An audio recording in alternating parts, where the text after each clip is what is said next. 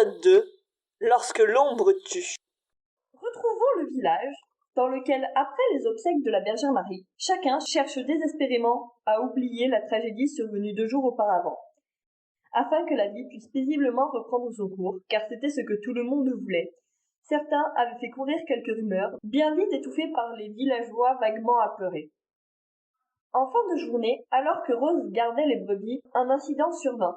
André! Qu'est-ce qu'il y a, Rose? Il manque une brebis! Eh bien, reste pas planté là, Miladiou, il va la chercher. Je t'accompagne. Oui, merci. Ce sera plus simple à 2.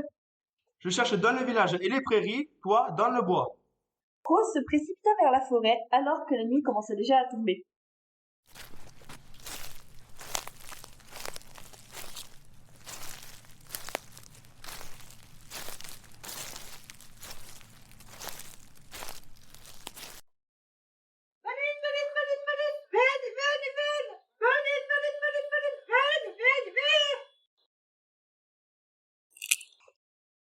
Il y a quelqu'un?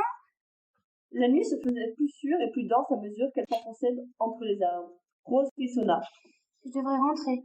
Il commence à faire froid. Ce fut une image fugace qui lui glaça le sang et la cloua sur place. Une vision infernale. Elle avait vu. Non, ce n'était pas possible. Dès qu'elle put à nouveau bouger, elle s'enfuit à toutes jambes. En chemin, elle trébucha plusieurs fois sur des racines, mais continua à courir pour enfin arriver au village, à bout de souffle et terrorisée.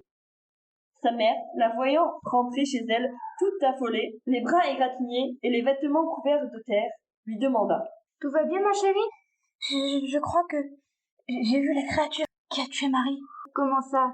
Tu as vu la bête? Que s'est-il passé? » Rose raconta tout ce qui était survenu depuis qu'elle avait égaré l'une des brebis plus tôt dans la soirée. Lorsqu'elle eut fini, épuisée, elle s'affala sur une chaise. « Tu es vraiment sûre de ce que tu as vu? Tu sais, à la tombée de la nuit, l'obscurité peut jouer des tours. » Rose, énervée par les doutes de sa mère concernant la véracité de sa mésaventure, partit se coucher. Le lendemain, elle se leva à l'aurore et réalisa qu'elle n'avait pas revu Joseph depuis la veille. Elle décida donc d'aller toquer chez lui. « Bonjour, est-ce que Joseph est là? »« Non, il n'est pas rentré l'année dernière. »« Merci, au revoir. » De plus en plus inquiète, elle décida d'aller voir le curé. Sur le chemin, elle interrogea les personnes qu'elle rencontra. « Bonjour André, aurais-tu vu Joseph depuis hier? » Non, la dernière fois, c'est quand vous cherchiez tous les deux ma brebis. Miladiou, j'ai failli oublier de te dire. J'ai vérifié le troupeau, il est au complet. Ouf. Tu n'as pas ton ruban? Rose jeta un regard à ses cheveux et s'aperçut qu'elle ne l'avait pas. « Je l'ai probablement perdu dans mes multiples chutes d'hier. » dit-elle en reprenant son chemin. Quelques minutes plus tard, la porte de l'église s'ouvrit dans un effroyable grincement.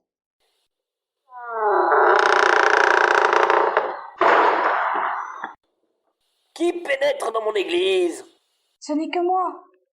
Bonjour, Rose. Que puis-je faire pour toi, ma chère enfant? Je souhaite me confesser, mon père. Oui, bien sûr. Suivez-moi.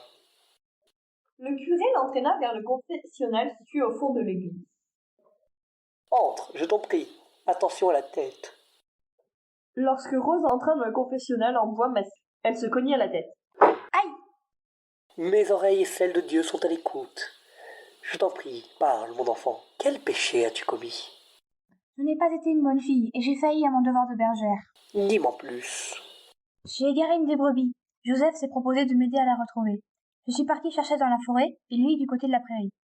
Alors que l'obscurité commençait à envahir le bois, j'ai vu une créature effrayante. Elle était énorme, bien plus grosse qu'un loup, ça j'en suis sûre, mon père. Ça n'a pas duré longtemps, mais ce que j'ai vu, je crois que je ne pourrai jamais l'oublier. Des yeux comme 2 flammes qui brillaient dans le noir, qui me fixaient. J'en tremble encore au plus profond de mon âme. Je revois comme en cauchemar ces 2 morceaux de braise qui me regardaient, ces dents pareilles à des couteaux, acérées et luisantes, et cette gueule avide de sang. Mon père, je crois bien que j'ai vu le diable. Bestia Tergum, que Dieu ait pitié de nos âmes. Tous nous voilà châtiés. Ils furent interrompus par des éclats de voix venant de l'extérieur. La ferme gourgandine. Gougnafier, espèce de tête à pic. Diantre, je n'ai pas une minute de repos, je peux pas faire une confession en paix. Allons voir ce qui se passe dans le parvis de mon église. Pendant tout ce temps, sur la place du village était survenue une tragédie. Au secours, il y a une nouvelle victime de la bête. Qui est-ce cette fois?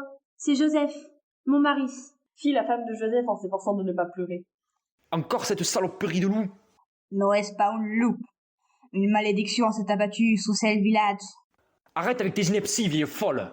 Puisque je te dis que c'est un loup. Non pas que je sois d'accord avec Philomène, mais, à mon avis, c'est un animal plus gros qu'un loup. Autre chose qu'un animal. Quel animal ça peut être selon toi? Une hyène, ou bien un ours. Miladiou, tu n'y connais rien. Tu as vu aucun cadavre? J'en ai vu au moins autant que toi, espèce d'olébrius. La ferme gourgandine. Gognatier, espèce de tête à pique. Rose sortit de l'église pour aller rejoindre sa mère, suivie par le curé, qui se plaça sur le parvis de l'église et s'exclama d'une voix forte et sûre afin de couvrir le bruit environnant. Du calme, bonnes gens! Écoutez-moi! Écoutez la parole de votre Dieu! C'est désormais la fin de l'épisode 2. Pour savoir ce que le curé va dire, il vous faudra écouter l'épisode suivant.